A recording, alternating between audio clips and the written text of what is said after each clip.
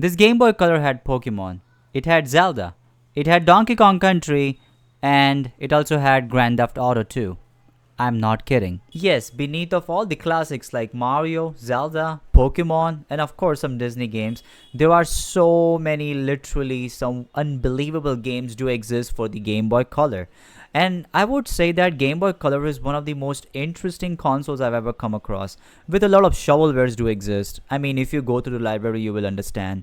I have been doing like for 30 days non-stop on the month, and let me tell you that the Game Boy has a lot of like the unbelievable titles, like from the stealth action like the Metal Gear Solid, and some fart sounds like Austin Power or something. In this video, let's take a look at this 10 Game Boy games which you won't even believe that actually exist on freaking Game Boy Color. But wait, I'm getting a call from this Australian guy. Just let me answer that call, you know.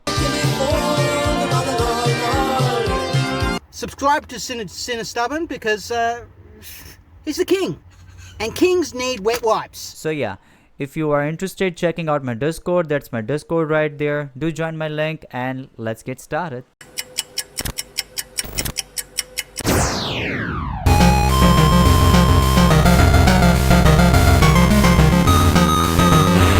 Driver on Game Boy Color is one of the most unbelievable ports ever made. It takes the PS1 classic with its undercover storyline, car chases, and open world driving, which somehow squeezes into this 8-bit and handheld. The game features full missions, top-down city maps, free ride mode, and even cutscenes. Controls are surprisingly smooth, and it captures the tension of police pursuits really well. You can drift, do handbrake turns, and even crash into the traffic, all in the freaking tiny screen. But it pushes the system slightly. But I personally can just never get into this game. I would just rather get the driver on the Game Boy Advance instead, cause I'm Gen Z, you know.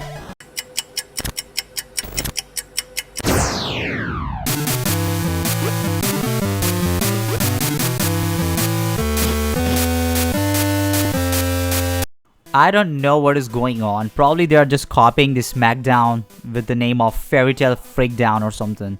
So basically Shrek Fairy Tale Freakdown on Game Boy Color is one of the most weirdest games you will ever see. It's like one-on-one fighting game starring Shrek, Donkey and Fairy Tale characters throwing punches in 8-bit. The animations are super stiff into this. The hit detection is super terrible, and the gameplay barely even works. The fact that someone actually made a Shrek fighting game for the Game Boy Color is quite mind-blowing in itself. It's based on the DreamWorks movie, but none of the charm was ever made. Like the characters just grunt, jump awkwardly out of nowhere, and the button smashing just rules everything, you know. Graphically, this game is alright for the Game Boy Color standards, but it's just a bad fever dream. And it's super bad that it's almost legendary, and yes, it does exist.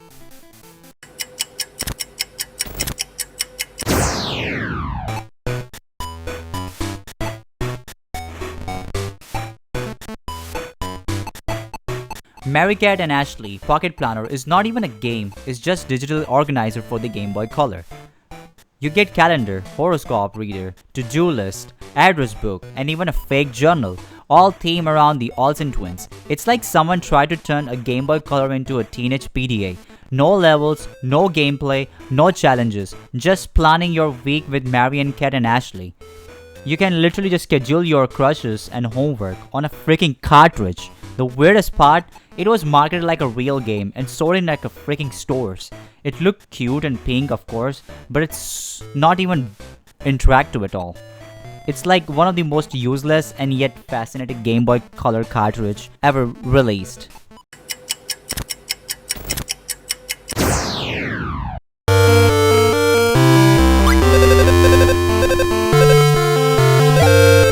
Winnie the Pooh Adventures in 100-Acre World is Game Boy Color game with zero combat, no action, and no real danger, and yet it works. You play as Pooh, wandering around a board game-like map, helping your friends find lost items. It's slow-paced, dialogue-heavy, and feels more like an interactive storybook than a video game. There is no jumping, no enemies, no platforming, just pure, wholesome vibes. And yet, somehow it's charming and oddly addicting for what it is. For an 8-bit handheld, the graphics are soft and colorful, with cute animations for every character. It's a game for the smallest kids, but even adults might find its cozy atmosphere weirdly relaxing. The fact that this is so gentle and low stress exists on the Game Boy Color is kinda unbelievable for me. Or probably this game is just, shovelware.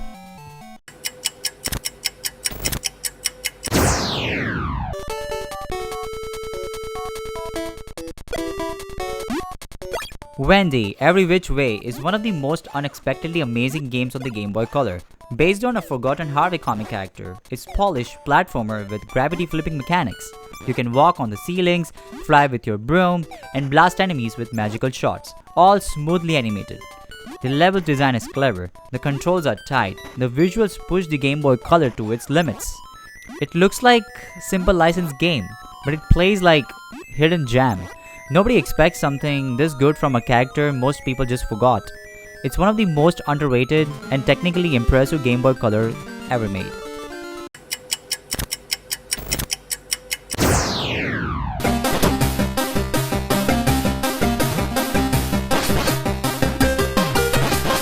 Turok on Game Boy Color is shockingly ambitious and run-and-gun dinosaur slaying adventure, packed into the 8-bit cartridge. It transforms the 3D N64 shooter into the fast-paced 2D side-scroller. And somehow it works. You get huge levels, multiple weapons and intense action, all detailed sprites and fluid animations. From jungle ruins to tech labs, environments are surprisingly varied for the Game Boy Color. The game even has a full story with cutscenes and boss fights, which feels epic for the handheld standards. It's brutally hard at times, but rewarding if you stick with it. It's one of those games that proves just how far the Game Boy developers could push this hardware,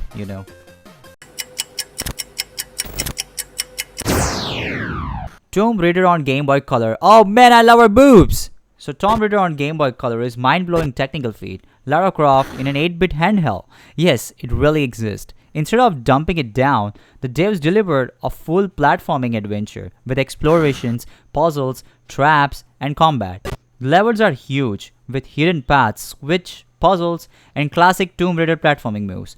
Lara can run, jump, hang on the ledges, all in one 2D animation. The visuals are incredibly detailed for Game Boy Color, and atmosphere feels surprisingly close to the original game. Tomb Raider on Game Boy Color is a proof that you can put a console icon in your pocket and still make it feel epic. And this game is really cool, and Lara is hot too in this game. I mean, she's perfect,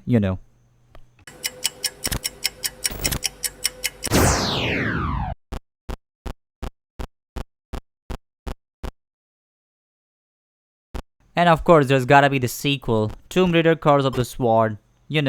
This game is really impressive, and it's kinda like one of the interesting Game Boy games ever made. And of course, there has to be Lara Croft. I mean, she's perfect, of course, over here, I guess, There's nothing much I can say. You get these classic moves, running, climbing, hanging from the ledges, and dual-wielding pistols. Of course, why not? It feels like a proper Tomb Raider game, shrunk down into the 8-bit, and it still works. On the Game Boy Color, this feels almost impossible, yet it's one of the system's best hidden gems, I guess. I mean, yeah, Tomb Raider fans can try this game out, come on.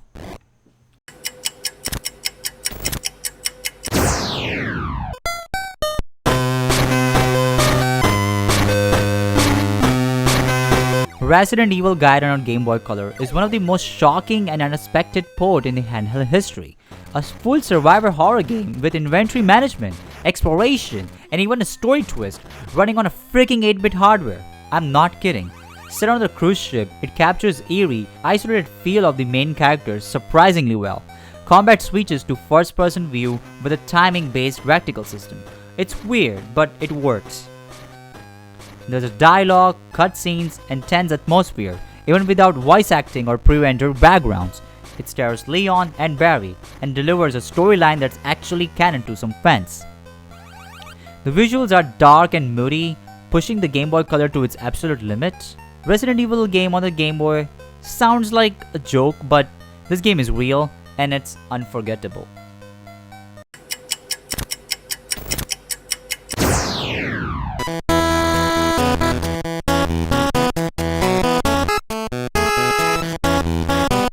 Yes, Grand Theft Auto actually came out on the Game Boy Color, and it's way more legit than you would think. It features full open world city, missions, carjackings, and even radio style text messaging, all in one 8-bit form. You can steal cars, run over pedestrians, and complete criminal jobs like the original PC version. The top-down view translates surprisingly well, and the chaotic GTA energy is still there. It includes multiple cities and wanted level system. Seriously, impressive for the hardware. Most players don't even realize GTA hit the Game Boy Color, and yet it did with so style. It's one of the most ambitious and outrageous ports ever attempted on the 8-bit handheld. And even I was surprised to see Game Boy GTA. I mean, this is wild, bro. This is wild.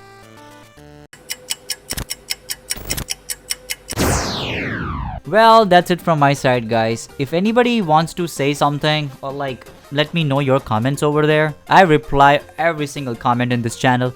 So come on, you guys can do it. Right? And yeah, I hope you guys have a great day or night. You know, your mom loves me. Bye bye bye bye. Take care.